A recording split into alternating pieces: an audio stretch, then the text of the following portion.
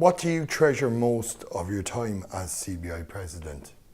Well, I think if I was to look at the things I treasure most about my time as President of CBI, I'd say first and foremost, it's working with people who are enthusiastic, brilliant, and committed to making a difference to the UK economy in the future. Every part of the CBI, I find people with huge commitment, huge determination, and level of professionalism that is to be admired. So that I think would be the first thing.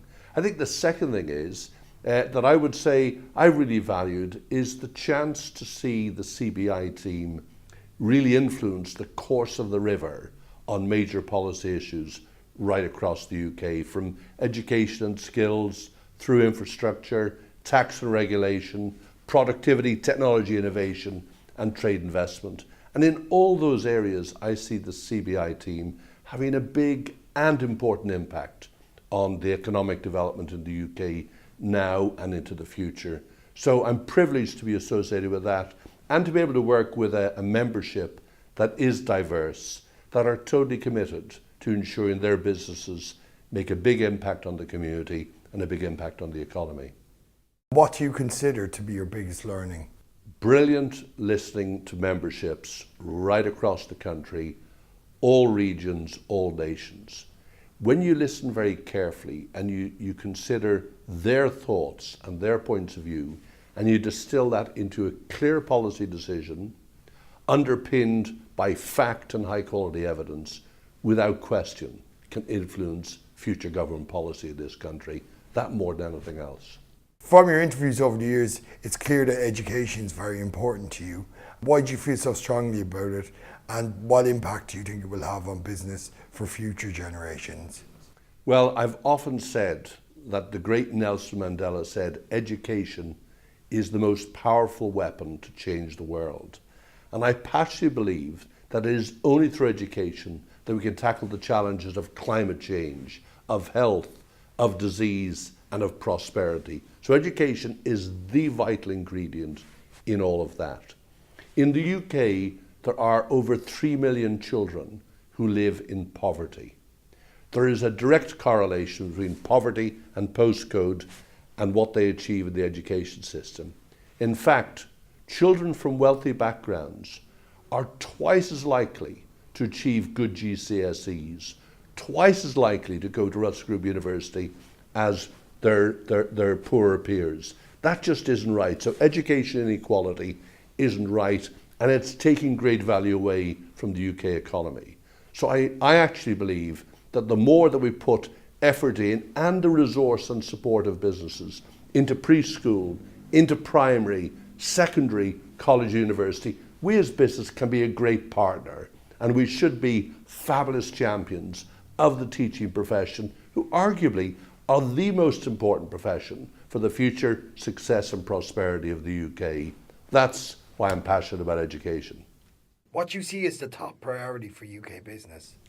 The strategy for the CBI is very clear, and that is to focus on creating the conditions that will enable business growth and investment in the UK, a strong economy, and therefore future prosperity. When you ask membership right across the CBI, from startup through mid-sized companies to the biggest companies, what are the important ingredients for success? The number one issue each and every time is education and skills. That's followed, of course, by having the right infrastructure to enable us to succeed, perform, and compete globally within the UK, to have the right tax and regulation so we can plan for our businesses in the longer term, to have the right sort of support and advocacy for research, innovation, development, and technology so that productivity improves and therefore enables us to increase prosperity for all in the UK. And finally, the fifth area that our members constantly come back to is how do we ensure we have the best possible conditions to promote and grow our trade and investment in the UK and globally. They're the 5 priorities. Business as a force for good for society is a recurring theme of your presidency. Do you think that the message has more resonance today than it did 3 years ago at the beginning of your presidency? So how does business fit into the world in which we live? Well, today, there are profound changes happening right across the world in terms of the way we engage, we communicate, challenges in terms of climate change, in terms of disease, in terms of health, and in terms of prosperity and well-being. And I believe that business is a vital force for positive change in addressing all these issues. But if we're going to be a great force for change, it's important that people respect and trust those in the world of business. We know there are challenges. We know that through some of our practices on executive pay, on taxation, on transparency, on the way we treat people, that people are dissatisfied. And business, it's a bit like snakes and ladders, the reputation of business. That is, we can do a great deal to build up trust and respect for business, but one piece of bad behavior can set us all the way back again.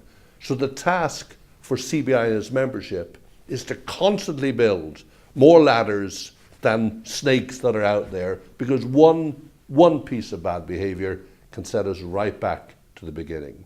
And overall, I'm absolutely convinced that this country is inundated with brilliant businesses, developing great products and services, doing wonderful things for the local community and society, and all too often our reputation is tarred by the misbehaviour of the few.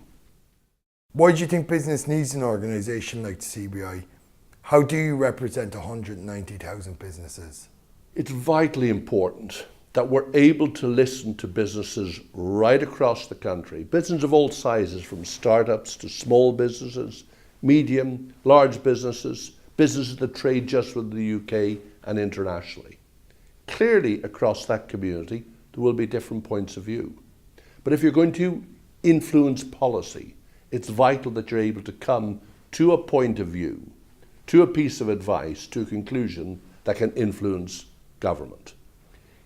The CBI does that brilliantly. Its governance process through regional committees, national committees in Wales, Scotland and Northern Ireland, and its various policy committees, does a fantastic job of listening, discussing the key issues and priorities, and then concluding what are the important decisions that need to be made to support business growth and economic development in the UK.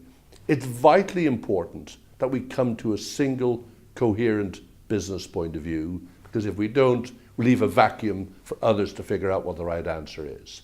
Having said that, on every issue there will never be 100% of our membership aligned. What we have to try and do is see where does the vast majority, 80% plus of our membership, get to, and how do we ensure we take account of those with a different point of view. And I think history shows the CBI does that brilliantly well across all the different sectors and all the different sizes of business. Throughout your time as president, you've met hundreds of our members, from big companies to small businesses across the UK. How important is this interaction for members? The CBI is a membership organisation. I've been privileged to visit with fantastic businesses, Scotland, Wales, Northern Ireland, all over England, brilliant businesses, manufacturing businesses, service businesses, every type of business you could imagine. But as a membership organisation, it's vitally important that we're seen to listen to our members and understand their businesses. And I think that's what makes the CBI a really fabulous organisation. I know when I talk to the people in policy, when I talk to the people in campaigns, when I talk to people in account management, that they're able to understand what's important to those members, so we can put voice to the priorities and make a difference in terms of the future wealth and prosperity of this country.